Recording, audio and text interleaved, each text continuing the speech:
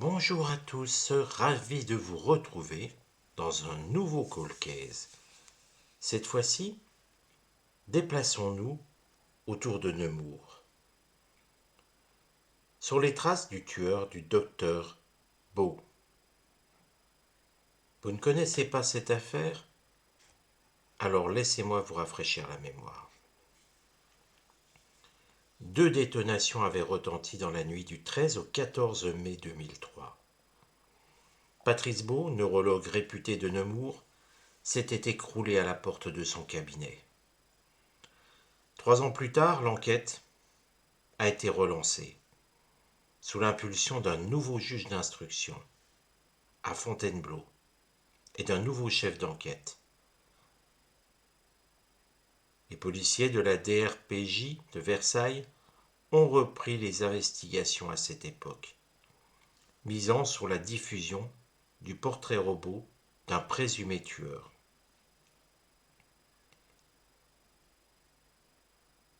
Mais la suite, la suite, elle ne donne rien.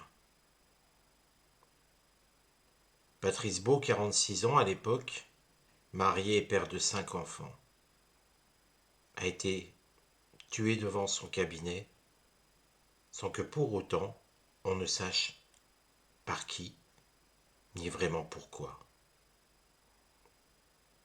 Il avait achevé fort tard sa journée de travail ce jour-là, éteignant son ordinateur vers 23h30. À la sortie de son cabinet, il avait été atteint dans le dos par 2 tirs de fusil de chasse. Il allait mourir quelques heures plus tard, à l'hôpital, après avoir prononcé quelques paroles. Des paroles comme un souffle venant de la mort. Je l'ai déjà vu. C'est tout ce que l'on a pu obtenir de Patrice Beau. Et rien de plus sur le tueur. La description du criminel a été livrée par 2 témoins, l'un ayant aperçu un homme épiant dans la nuit la fenêtre éclairée du docteur Beau. Un homme de type européen de 45 à 55 ans, corpulent, mesurant 1m70, à l'épaisse chevelure brune. Pourtant l'enquête n'a pas progressé. Le tueur avait-il tenté d'approcher Patrice Beau dans la journée? 2 faits pourraient le laisser supposer. À l'hôpital de Nemours, où le médecin s'était rendu dans la matinée pour ses consultations, un patient s'était vivement énervé contre ses retards. Et dans l'après-midi, au cabinet cette fois, un homme furieux avait fait irruption dans la salle d'attente, scrutant les lieux avant de tourner les talons. S'agissait-il du même homme aperçu quelques heures plus tard dans la nuit? Les enquêteurs n'ont rien trouvé de ce côté-là. Ils ont essayé d'explorer les eaux d'un canal proche pour y tenter de retrouver l'arme du crime, mais là encore, rien. Quant à la vie privée de Patrice Beau, rien non plus. Avec son épouse Nathalie et leurs 5 enfants, il menait une existence des plus paisibles, où la famille s'était installée non loin de Nemours. Un bonheur paisible auquel quelqu'un a mis fin, pour une raison toujours mystérieuse. Alors ce que je vous propose, c'est de regarder un petit peu ce qui a pu se passer. Patrice Beau est mort, ça on le sait. On ne va pas donc regarder ce qui lui est arrivé. Mais on va s'attacher à essayer de comprendre pourquoi. Quels étaient les liens avec cet homme? On peut penser qu'il le connaissait.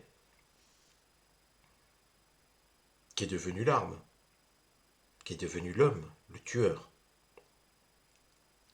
D'autant de questions qui pour l'instant sont sans réponse, malgré le temps qui passe.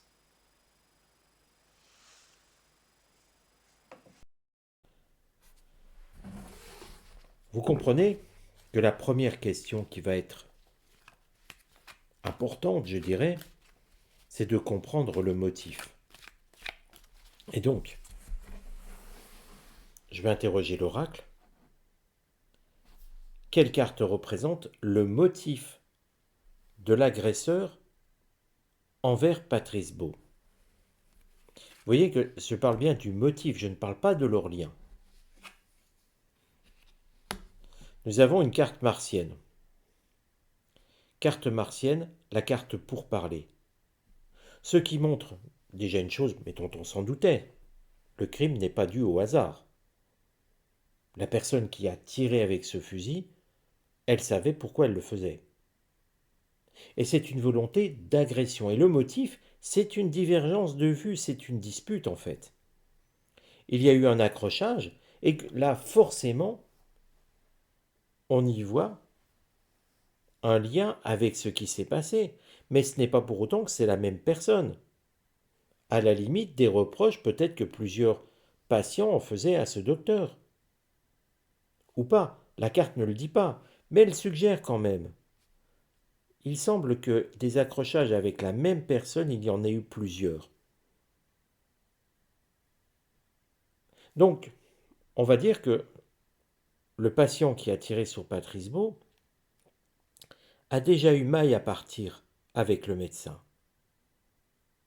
Que peut-être le médecin n'a pas pris assez conscience du danger représenté par cette personne. Mais c'est bien un motif parce qu'ils se sont déjà disputés. Donc ça resserre tout de suite le filet. Bien sûr, on ne sait pas avec toutes les personnes avec qui Patrice Beau s'est disputé, mais quand même. Ça veut montrer aussi que ce n'est pas un crime gratuit, que ce n'est pas un patient mécontent qui ne s'est jamais manifesté et qui a pété les plombs au dernier moment. C'est bien quelqu'un, on va dire, qui a déjà alerté sur ce sujet. Il a déjà montré des signes d'agacement, d'énervement. On peut se demander maintenant où se trouve l'arme qui a tué Patrice Beau. Alors depuis le temps, vous me direz, il n'y a sûrement plus rien à trouver. C'est peut-être vrai. Mais l'arme, on peut quand même la retrouver. Et regardez ici. Nous avons une carte changement. Nous avons une carte mercurienne. Les policiers à l'époque ont pensé à la retrouver dans de l'eau, dans une rivière. C'est vrai qu'en général, pourquoi pas acheter une arme dans de l'eau? Mais pour moi, ce n'est pas là. La carte changement montre que déjà cette arme, eh bien si elle a pu changer de main, c'est qu'elle n'était pas perdue. Et que donc l'agresseur a conservé l'arme. Mais depuis, elle a changé de main en main, plusieurs fois, sans pour autant éveiller le moindre soupçon. Car un fusil de chasse, au final, faisons-nous un tout petit peu de réflexion. La personne tue le docteur Patrice Beau, repart avec son arme, la garde avec lui. 4 ans après, elle se dit, je vais revendre mon arme, ou la donner à un autre chasseur. Personne n'y trouvera à redire. Et ce même chasseur la revendant plus tard à un autre chasseur, mais personne ne verra rien. Pourquoi faire une enquête sur cette arme, puisque les projectiles n'ont tué personne d'autre? Il n'y aurait pas de recoupement entre les balles. Et cette arme, elle est toujours en circulation, sauf que la personne qui l'utilise ne sait rien de son histoire. Car au final, bien sûr que les armes sont théoriquement, je dis théoriquement, tracées. Oui, si vous êtes particulier. Si vous êtes particulier, vous allez avoir un historique de l'arme. Vous allez être obligé de faire des déclarations, d'appartenir à un club de tir sportif, par exemple. Mais la législation est beaucoup plus floue pour les chasseurs. Et c'est bien là le problème. Donc là, cette arme, elle est toujours en circulation. Alors maintenant, qu'est devenue la personne? Déjà, quelle carte représente les caractéristiques physiques de cette personne qui a tué Patrice Beau? Alors, attention, les caractéristiques physiques ne vont pas se retrouver dans le septénaire, mais se vont retrouver dans les caractéristiques de ce que l'on peut observer. Et là, on voit quelque chose de plutôt large. Pour moi, c'est un beau gaillard, comme on pourrait dire.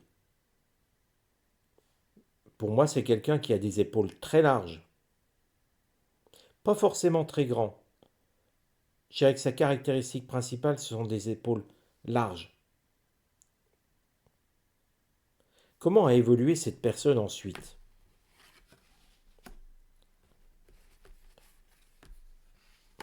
Ce que je souhaite savoir, en fait, en posant cette question, c'est d'avoir l'information s'il est toujours vivant ou pas. C'est un petit peu une voyance générale sur l'assassin.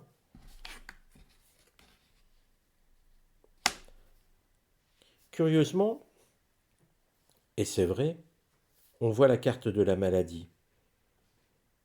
Ça montre que l'assassin était un patient du docteur. Parce que vous voyez la carte de la maladie, effectivement, il ne se connaissait pas par hasard. C'était bien un problème professionnel. On retrouve un lien.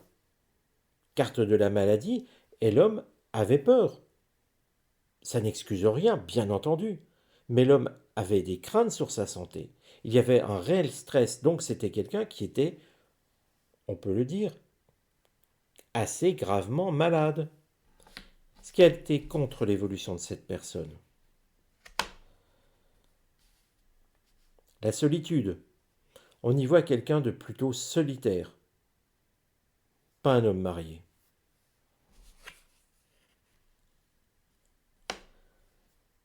Bon, l'oracle lui conseille de se rendre. Bon, ça, il ne l'a pas fait, bien entendu. Le patient, il est décédé. Il repose en paix. Donc, on peut le chercher, bien évidemment, pour la justice. Mais il est décédé. Il n'est plus de ce monde. Il a perdu la parole. Nous avons une carte mercurienne ici. Volperte, il a perdu la parole et il est décédé. C'est donc maintenant une recherche juste pour la connaissance, pour la justice. Mais cette personne n'ira pas en prison. Elle n'est plus de ce monde. On y voit un personnage avec les épaules larges. Les enquêteurs pourraient reprendre cette enquête. Un patient, mécontent, qui s'est disputé à plusieurs reprises avec le médecin, qui a physiquement des épaules larges, et qui est mort depuis. L'entonnoir de la vérité nous donne la réponse. Je vous donne rendez-vous à très bientôt. N'hésitez pas à vous abonner. Si la vidéo vous a intéressé, activez la petite cloche, vous serez prévenu à chaque nouveau call case. Je vous donne rendez-vous à très bientôt.